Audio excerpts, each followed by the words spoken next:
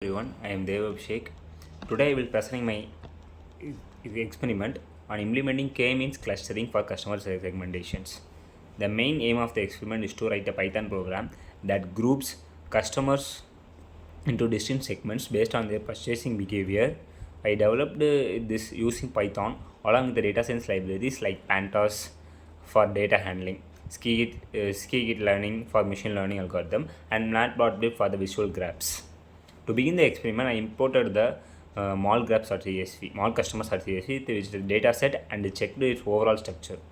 To find optimal number for clusters for the k-means algorithm, I used what it is known as the elbow method.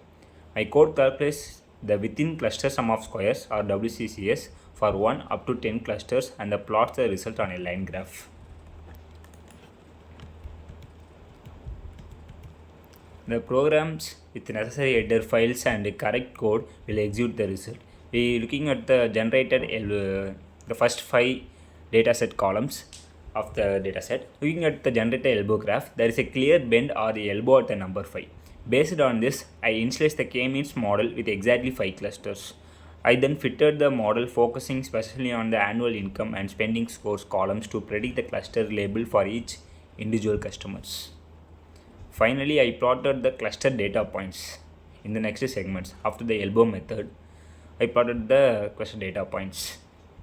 As you can see in the final scatter plot, the customers are successfully divided into 5 distinct groups, with each segment represented by different colors. I fitted the model focusing especially on the annual income and the spending scores columns to predict the cluster label for each individual customers.